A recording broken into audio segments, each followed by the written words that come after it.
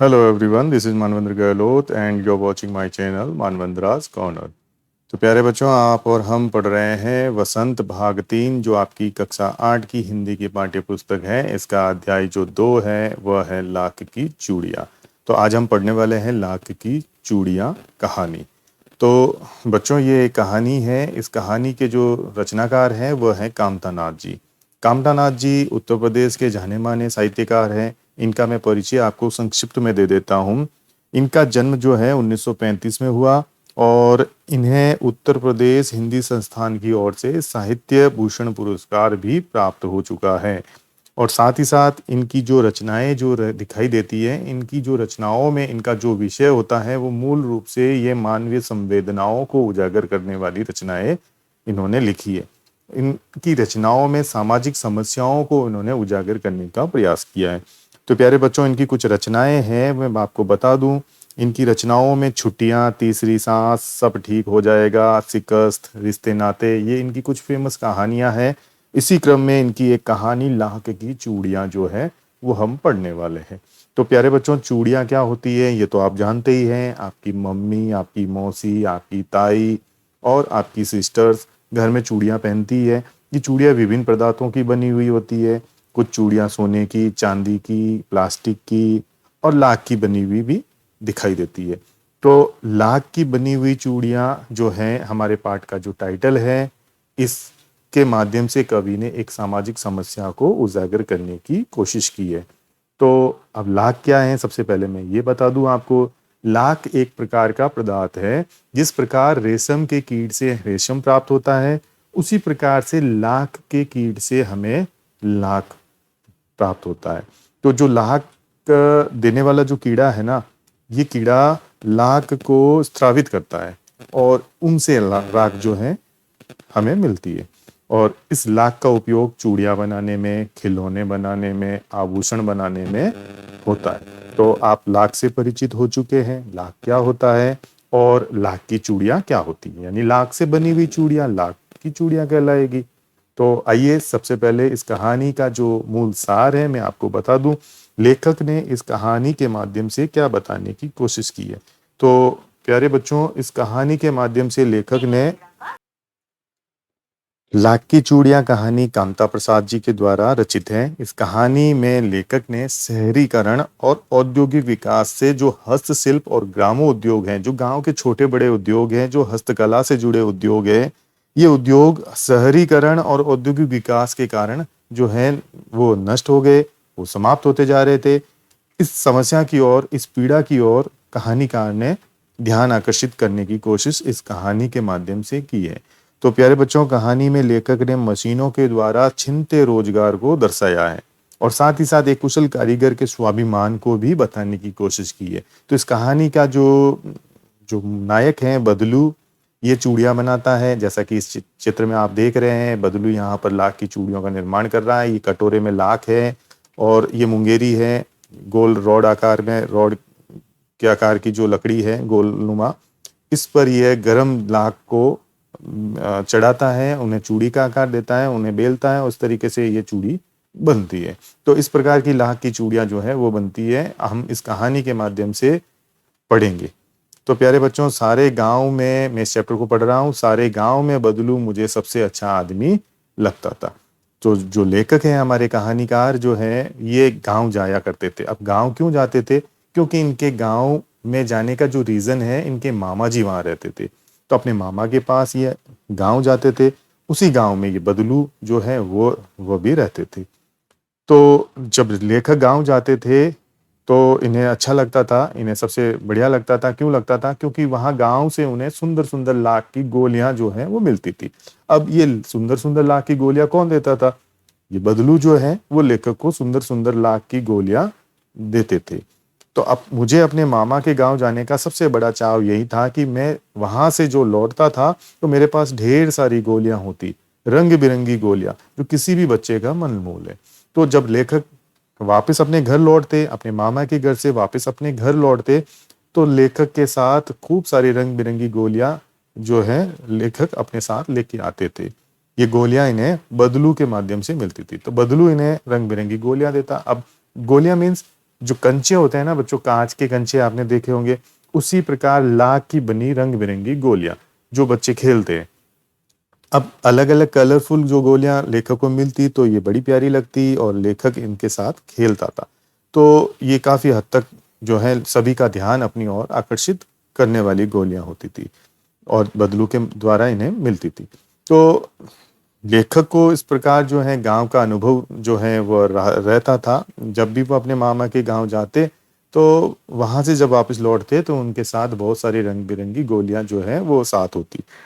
वैसे तो मेरे मामा के गांव का होने के कारण मुझे बदलू को बदलू मामा कहना चाहिए। अब चूंकि देखो, बदलू कहाँ रहते थे, जहां लेखक के मामा रहते थे, तो अपने मामा के गांव का होने के कारण लेखक को बदलू मामा कहना चाहिए था। लेकिन लेखक बदलू को बदलू मामा नहीं कहते थे, वे उन्हें बदलू काका कहते थे। क्योंकि अब बदलू काका क्यों कहते थे लेखक? तो क्योंकि गांव के सारे बच्चे बदलू को क्या कहते थे? बदलू काका कहते थे। तो लेखक भी उन्हें बदलू काका के नाम से ही संबोधित करते थे। जैसा कि गांव के सभी बच्चे उसे कहा करते थे, बदलू का मकान कुछ ऊंचे बना हुआ था, ऊंचाई में बना हुआ था। मकान के सामने एक बड़ा सा सहन था। सहन का मतलब होता है बच्चों आंगन। जैसे मकान के बाहर खुला सा जो छोटा सा मैदान चौगान जो है रहता है, आंगन रहता है, ये था। तो बदलू के मकान के सामने एक बड़ा सा जो है आंगन था। इस आंगन में एक पुराना नीम का वृक्ष लगा हुआ था। उसी के नीचे बैठकर बदलू अपना काम किया करता था। बगल में भट्टी दहकती रहती। अब भट्टी क्या होती है? आग जलाकर उसमें कढ़ाई और इस प्रकार जो है उसमें लाख जो है गलाई जाती थी। तो पास में ही बदलू के एक भट्टी दहकती रहती थी। तो बदलू उस भट्टी में क्या लाख को जो है वो पिघलाता और पिघलाने के बाद उसे थोड़ा ठंडा होने देता और फिर क्या करता, लकड़ी की एक चौखट पास पड़ी रहती थी जिस पर लाख जो है मुलायम होने पर उसे सलाख के समान पतला करता और चूड़ी का आकार देता। तो इस तरीके से पास में 4-6 विभिन्न प्रकार की बेलन नुमा मुंगेरियां रखी होती। तो बेलन नुमा मुंगेरियां, ये रॉड, जैसे ये बदलू के हाथ में आपको रॉड दिख रही है, ठीक है ना, ये रॉड क्या कहलाती है? मुंगेरी कहलाती है। तो इस पर जो है बदलू ये लाख की जो चूड़ियां हैं उनको आकार देता, जो आगे से कुछ पतली और पीछे से मोटी होती। लाख की चूड़ी का आकार देकर वह उन्हें मुंगेरियों पर चढ़ाकर गोल और चिकना बनाता और तब एक एक कर पूरे हाथ की चूड़ियां बना चुकने के पश्चात वह उन पर रंग करता। तो जब सारी चूड़ियां बन जाती, सूख जाती, तो वह बदलू उन पर रंग भी करता, उन्हें कलरफुल जो है बनाता। तो बदलू का यह कार्य सदा ही एक मचिए पर बैठकर, छोटी सी खाट है मचिया, यानी जो नॉर्मल खाट होती है उसका छोटा सा रूप मचिया कहलाता है। तो बदलू ये काम एक सदा एक मचिए पर बैठ के करता था जो बहुत ही पुरानी थी। बगल में ही उसका हुक्का रखा रहता था जिसे वो बीच बीच में पीता था। तो हुक्का क्या होता है प्यारे बच्चों? गांव के लोग जो धूम्रपान करते हैं हुक्के के द्वारा, ये जो आपके पास ये देखो, ये मचिया है, बदलू मचिए पे बैठा है, ये मुंगेरी है और ये लाख है, लाख की बनी ये चूड़ियां हैं। ये सूखने के बाद, तैयार होने के बाद बदलू इन पर कलर करता है। तो ये एक प्रकार का हुक्का है। इस हुक्के को जो है बदलू पीता था, जिसे वो बीच बीच में पीता रहता। गांव में मेरा दोपहर का समय अधिकतर बदलू के पास बीतता। तो जो लेखक हैं वो दोपहर के समय जब ये खेलते तो ज्यादातर ये बदलू के पास ही जाते थे। तो सभी बच्चे बदलू के पास जो है पहुंच जाते। वो मुझे लल्ला कहा करता था। तो अब जो लेखक को बदलू बुलाते थे तो क्या बुलाते थे? प्यार से लल्ला कह के बुलाते थे। मेरे पहुंचते ही मेरे लिए तुरंत एक मचिया मंगा देता, यानी छोटा सा जो बैठने का जो है खाट, वो बदलू मंगा देता था। मैं घंटों बैठे बैठे उसे इस प्रकार चूड़ियां बनाते देखता रहता। लगभग रोज ही वह 4-6 जोड़े चूड़ियां बनाता था। तो 4-6 जोड़े चूड़ियां जो है बदलू प्रतिदिन ये बना लेते थे। पूरा जोड़ा लेने पर वह उन्हें बेलन पर चढ़ाकर कुछ क्षण चुपचाप देखता रहता, मानो वो बेलन ना होकर किसी नववधु की कलाई हो। तो उस चूड़ी को बेहतर तरीके से बनाने के लिए, अच्छी आकार देने के लिए बदलू उस चूड़ी को देखता, कहीं कहीं कोई कमी न रह गई हो। तो लेखक को ऐसा लगता कि जैसे मानो वह नववधु की कलाई हो और बदलू उसे देख रहा हो कि कलाई पर जाने के बाद वो चूड़ी कैसी दिखेगी। बदलू मनिहार था, मनिहार मीन्स जो चूड़ी व्यवसाय में जुड़े हैं, चूड़ी बनाने का जो काम करते हैं, उन्हें मनिहार कहते हैं। तो बदलू मनिहार था, चूड़ियाँ बनाना उसका पैतृक पेशा था। पैतृक पेशा यानी बदलू के जो पूर्वज हैं वो ये काम करते रहे हैं और उसके साथ बदलू कर रहा है और आगे बदलू की पीढ़ियां भी वही काम करेगी। तो इस तरीके से एक पीढ़ी से दूसरी पीढ़ी में व्यवसाय का हस्तांतरण अगर दिखाई देता है तो वो पैतृक पेशा कहलाता है। और वास्तव में वो बहुत ही सुंदर चूड़ियां बनाता था। जो बदलू की चूड़ियां होती थी बहुत ही सुंदर होती थी। तो इस तरीके की चूड़ियों की मांग भी ज्यादा रहती थी, यानी उसकी बनाई हुई चूड़ियों की खपत भी बहुत थी। उस गांव में तो सभी स्त्रियां उसकी बनाई हुई चूड़ियां पहनती ही थी।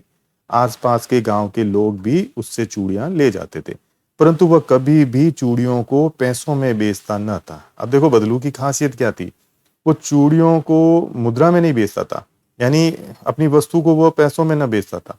उसका अभी तक वस्तु विनिमय का तरीका था। लोग अनाज के बदले उससे चूड़ियां ले जाते थे। यानी वस्तु विनिमय क्या होता है, वस्तु के बदले वस्तु लेना और देना वस्तु विनिमय कहलाता है। तो खरीदने का तरीका क्या था, मूल्य चुकाकर। मूल्य कैसे, वस्तु के रूप में मूल्य चुकाकर जो है गांव के लोग बदलू से चूड़ियां लेते थे। तो बदलू को लोग क्या देते थे, अनाज देते थे और उसके बदले चूड़ियां ले जाते थे। बदलू स्वभाव से बहुत सीधा था। मैंने कभी भी उसे किसी से झगड़ते नहीं देखा। तो देखो लेखक जितने समय भी बदलू के आसपास रहा, लेखक का जो अनुभव रहा बदलू के साथ रहने के दौरान, लेखक ने कभी भी उसे किसी के साथ झगड़ते नहीं देखा। हाँ, शादी विवाह के अवसरों पर वह अवश्य जिद पकड़ लेता था। जिद यानी कुछ अपनी बात मनवाने के लिए, कुछ चीज पाने के लिए अपनी बात पे अड़े रहना, ये जिद कहलाता है। तो ये अवश्य ऐसे मौकों पर है, शादी विवाह के अवसरों पर वो जिद जरूर पकड़ लेता था। जीवन भर चाहे कोई उसे मुफ्त चूड़ियां ले जाए, परंतु विवाह के अवसर पर वह सारी कसर निकाल लेता था। आखिर सुहाग के जोड़े का महत्व और ही होता है। मुझे याद है मेरे मामा के यहाँ किसी लड़की के विवाह पर जरा सी बात पर बिगड़ गया था। तो देखो लेखक अपना एक अनुभव यहाँ पर बता रहे हैं। तो लेखक कहते हैं कि बदलू जब इनके मामा के यहाँ, इनकी यहाँ किसी लड़की का विवाह था इनके मामा के घर में, तो उस पर ये बिगड़ गए थे और फिर उनको मनाने के में लोहे लग गए थे। तो लोहे लगने का मतलब है काफी प्रयत्न करने पड़े इनको मनाने में। विवाह में इसी जोड़े का मूल्य इतना बढ़ जाता था कि उनके लिए उसकी घरवाली को सारे वस्त्र मिलते, ढेरों अनाज मिलता, उसको अपने लिए पगड़ी मिलती और रुपए जो मिलते सो अलग। तो देखो विवाह के अवसर पर बदलू थोड़ा जिद पकड़ लेते थे। अपनी जो चूड़ियां जो हैं वो देने के बदले उन्हें उस दौरान वस्त्र मिलते, ढेरों अनाज मिलता, इन्हें एक नई पगड़ी भी मिलती और कुछ रुपए जो हैं इन्हें साथ में अवश्य मिलते। तो इस तरीके से काफी हद तक ये जो है विवाह के अवसरों पर इनकी जो है वो इस तरीके से इनकी आवक थी। यदि संसार में बदलू को किसी बात से चिढ़ थी तो वह थी कांच की चूड़ियों से। तो देखो अब इस दौरान कांच की चूड़ियां भी बाजार में दिखाई देती थी, लेकिन बदलू को ये पसंद नहीं थी। बदलू इनसे चिढ़ता था। यदि किसी स्त्री के हाथों में उसे कांच की चूड़ियां दिख जाती तो वह अंदर ही अंदर कुड़ उठता और कभी कभी तो दो चार बातें भी सुना देता। तो अब बदलू लाख की चूड़ियां बनाता था और गांव की आमतौर पर सारी महिलाएं, लगभग सारी महिलाएं बदलू की बनी चूड़ियां ही पहनती थी। लेकिन कभी कभार कोई स्त्री के हाथों में ये कांच की बनी चूड़ियां देख लेता था तो ये कुड़ जाता, मतलब चिढ़ जाता और ऐसी स्थिति में उस स्त्री को ये दो चार बात भी सुना देता था। मुझसे तो वो घंटों बातें किया करता था।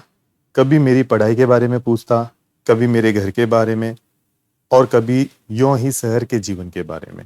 तो बदलू के पास लेखक का बैठना होता तो इस दौरान बदलू उनसे घंटों बातें करता था।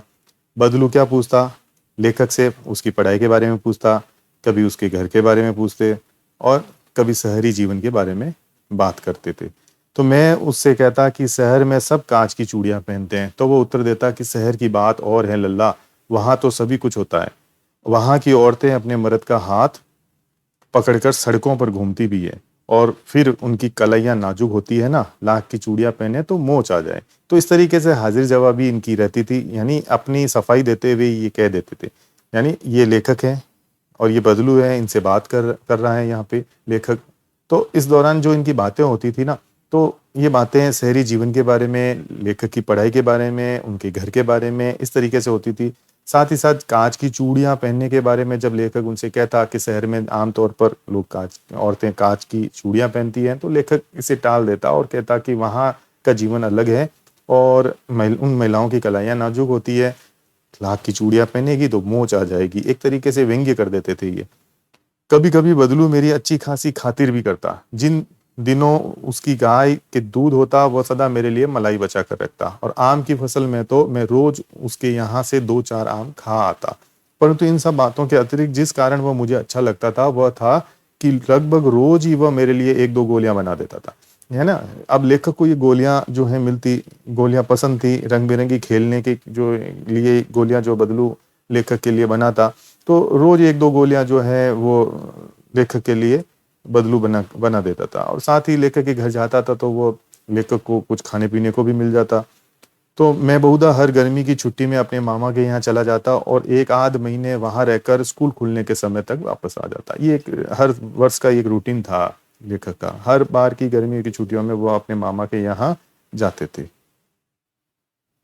परंतु 2-3 बार ही मैं अपने मामा के यहाँ गया होऊंगा, तभी मेरे पिता की एक दूर के शहर में बदली हो गई। बदली होना मतलब ट्रांसफर हो जाना, यानी नौकरी के सिलसिले में उनके पिता की ट्रांसफर हो गई किसी दूसरे शहर में, और वह शहर थोड़ा दूर था और एक लंबी अवधि तक मैं अपने मामा के गांव न जा सका। तब लगभग 8-10 वर्षों के बाद मैं वहां गया तो बड़ा हो चुका था कि लाख की गोलियों में मेरी रुचि नहीं रह गई थी। अतः गांव में होते हुए भी कई दिनों तक मुझे बदलू का ध्यान न आया। अब देखो लेखक बड़े हो गए, लेखक काफी समय तक अपने मामा के यहाँ नहीं जा पाए। अब क्यों नहीं जा पाए? क्योंकि उनके पिता का जो स्थानांतरण है वो किसी दूर शहर में हो गया। तो लगभग 8-10 वर्षों तक वो वहां गांव वापस अपने मामा के यहाँ पहुंचे नहीं, और 8-10 वर्षों के बाद जब पहुंचे तो वो बड़े हो चुके थे। अब उन्हें लाख की गोलियां अच्छी नहीं लगती थी। अब लेखक का जो लाख की गोलियों के प्रति जो आकर्षण था वो आकर्षण नहीं रहा। अतः गांव में होते हुए भी कई दिनों तक लेखक को बदलू का ध्यान न आया है। इस बीच मैंने देखा कि गांव में लगभग सभी स्त्रियां कांच की चूड़ियां पहने हैं, यानी पहनने लगी है। विरले ही हाथों में मैंने लाख की चूड़ियां देखी। तब एक दिन सहसा मुझे बदलू का ध्यान हो आया। बात यह हुई कि बरसात में मेरे मामा की छोटी लड़की आंगन में फिसलकर गिर पड़ी और उसके हाथ की कांच की चूड़ी टूटकर उसकी कलाई में घुस गई और उससे खून बहने लगा। मेरे मामा उस समय घर पर न थे, मुझे ही उसकी मरहम पट्टी करनी पड़ी। तभी सहसा मुझे बदलू का ध्यान आया और मैंने सोचा कि उससे मिल आऊं। अतः शाम को घूमते घूमते उसके घर चला गया। बदलू वहीं चबूतरे पर नीम के नीचे एक खाट पर लेटा था। नमस्ते बदलू काका, मैंने कहा। नमस्ते भैया, उसने मेरी नमस्ते का उत्तर दिया और उठकर खाट पर बैठ गया। परंतु उसने मुझे पहचाना नहीं और देर तक मेरी ओर निहारता रहा। मैं हूं जनार्दन काका, अपना नाम लेखक ने बताया। मैं जनार्दन हूं, आपके पास से गोलियां बनवा कर ले जाता था। मैंने अपना परिचय दिया। बदलू फिर भी चुप रहा, मानो वो अपने स्मृति पटल पर अतीत के चित्र उतार रहा हो, यानी सोच में पड़ गए। अभी तक पहचान जो है वो उजागर करने पर भी जो है बदलू को नहीं हुई।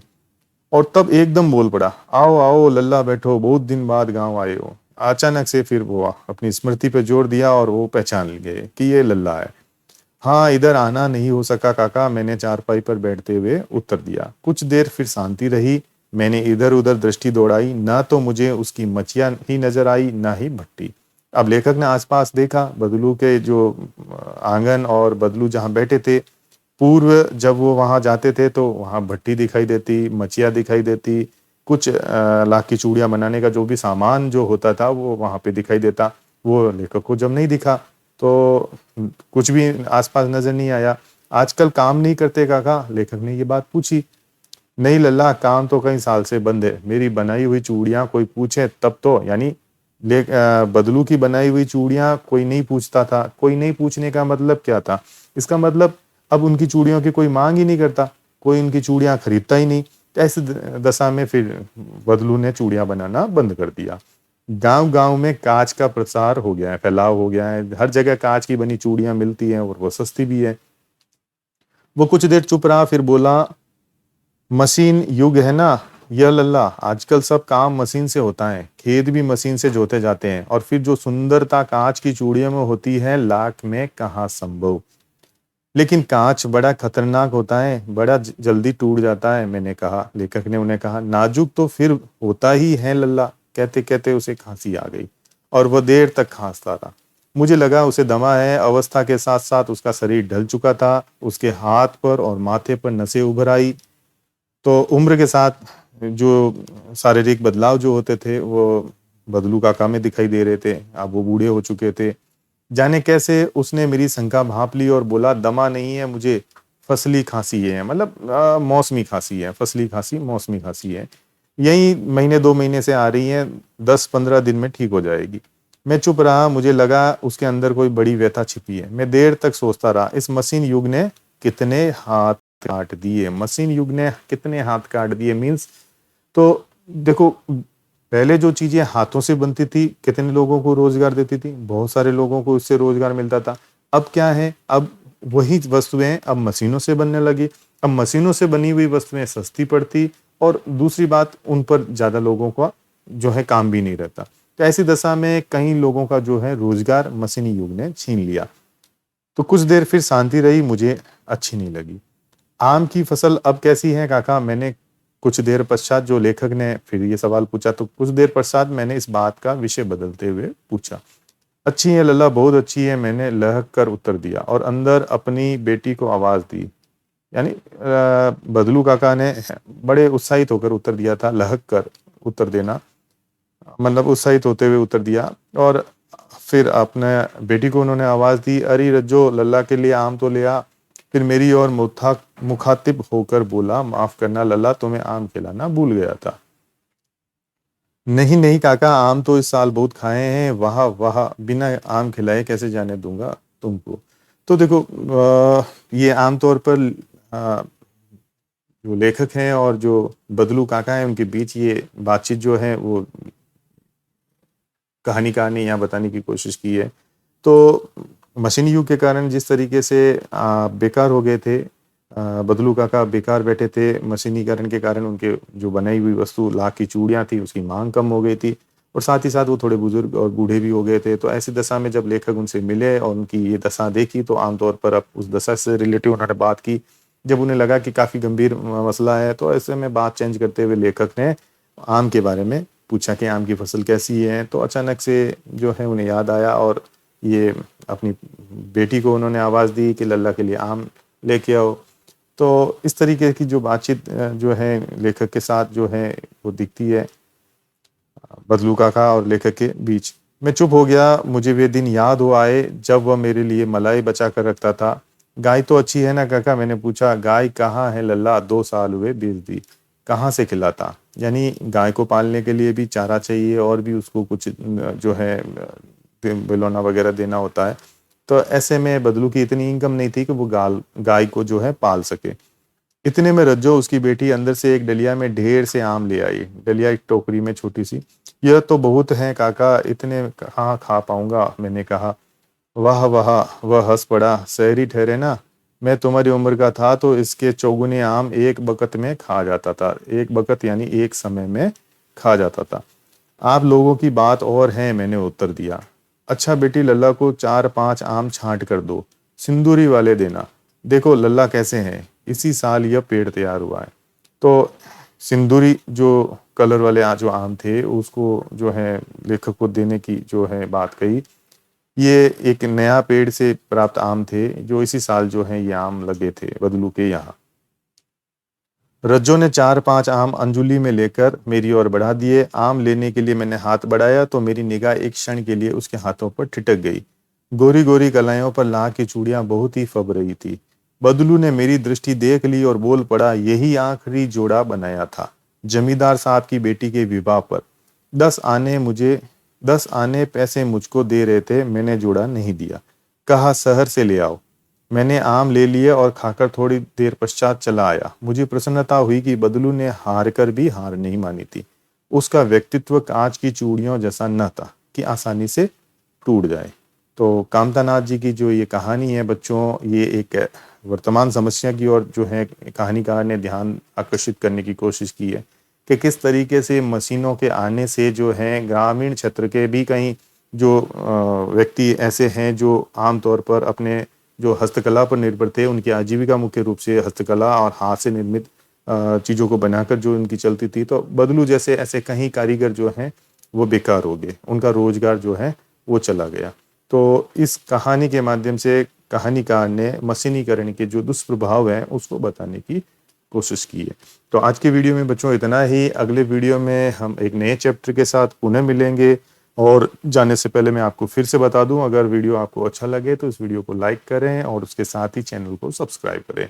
तो मिलते हैं अगले वीडियो तक, तब तक के लिए आपका दिन शुभ हो। जय हिंद।